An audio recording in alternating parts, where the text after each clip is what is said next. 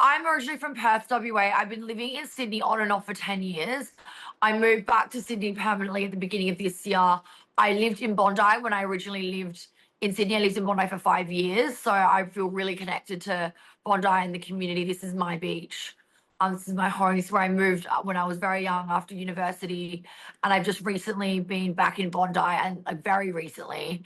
And this has all just happened within a week of me coming back.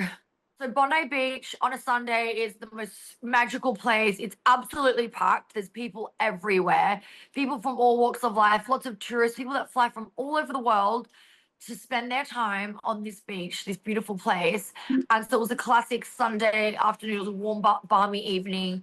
There were people filling the restaurants, the cafes, people exercising, people swimming, people at icebergs. And I just went down to my local burger place just down the road just to grab something to eat to bring home. And that's when it all unfolded, when I heard the loud cracks that I honestly thought was like a car backfiring or some kind of firecracker. In no world did I think that it was a shooter.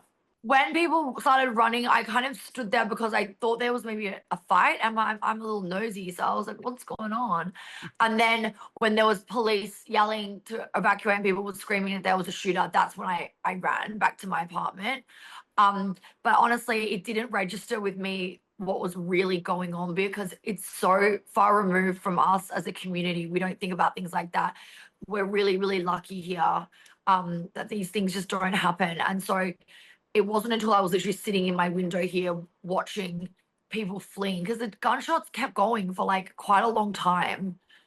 I've read reports that it was half an hour, 15 minutes, I don't know, but it was when it registered, like I just was so overcome with emotion and just tears, and I was just watching and just knowing what was happening. As soon as I got a text saying that 2 people were dead, I realized how serious it was, and the fear for the people that were still down there on the pavilion that were like hiding under tables, people shielding each other with their own bodies. We had the Bondi Rescue Club, the surf lifesavers. They were running out of the Bondi RSL, literally bringing people in, providing aid, sheltering them. There were people, locals that live along the beach, like right down there, sheltering strangers in their homes. It was just like terrifying. I'm actually so heartbroken for these people, guys. It's so cool. To be honest, I've had a very tough year of things that have happened, and I feel like I've got this strength that's almost come from like a numbness, and I just wanted to get, I don't know what it is. I think it's this modern day that we live in, but my first thought was to get on my phone and let people know, don't come down here. And I mean, my stories and my social media was like, I look back and I'm like, Jesus, it was like a rambling mess, but the adrenaline was pumping so hard, and watching like police on foot just running, rounding people, telling them to get away, because it was just, I don't know, it was something that I've never seen before and I never thought I would see. And it really didn't feel real. It really was not registering what was truly going on until I saw images of the gunmen with these huge guns. And when I saw the images and could still hear gunshots and could still see police, that's when I thought, oh my God, this is real and people are in serious danger. Well, to be honest, my building was pretty much locked down. There was nowhere to go. I don't have a car in Sydney. I public transport and Uber. There was no way to get an Uber to get out. Police had blocked off all the roads. So essentially, I just had to stay in my apartment and sit in the window and watch. And I think the fact that my adrenaline was so high and all this stuff was going on, and just the thoughts and the fears for the people that were being attacked kind of took my mind from how I was feeling, which was insignificant in comparison to what was going on, and my heart was just breaking because I realized it was a direct attack on our Jewish community. And to think that people who were just trying to celebrate the first day of Hanukkah are being murdered and slaughtered for being who they are is like the saddest, most horrific thing, because we obviously know that's going on in the world, all over the world. And you know what I just started thinking about? All these kids that live in these other countries, these war-torn countries that deal with that every day. They sit in their apartments and they hear bombs dropping and they hear gunfire. And I just thought, oh my God, like these little kids that were playing in the petting zoo, is now what they have experienced in our beautiful, safe country where we have amazing gun reform and we don't expect something like this to happen. It's just my heart is just breaking for everyone. Morning. I'm good, how are you? My name's Danny, I'm one of the disaster recovery chaplains. Oh, hello, nice to I'm meet just you. basically wandering around people who are by themselves, just seeing if you're going alright. Oh, yes, just come down to reflect and have put you? some flowers down and Oh, just that's good on you. kind of, Do you mind if I sit down? Please sit down. Do you live locally? I'm just up the road. Oh, yeah. Yeah. About midday, I went for another walk. I just want to dip my toes in the ocean and just feel something. And the crowds were gathering. Every second person was walking with a bunch of flowers.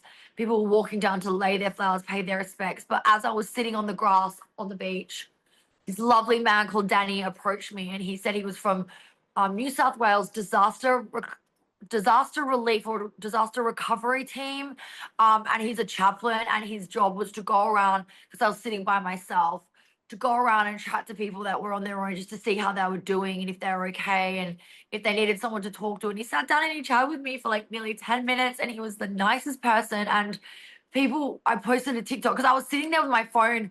I was about to just record the beach, and he came up to me and it was still recording. And I just sat there and we had this entire conversation that was recorded, which was amazing because I posted it on TikTok and it has brought so many people together.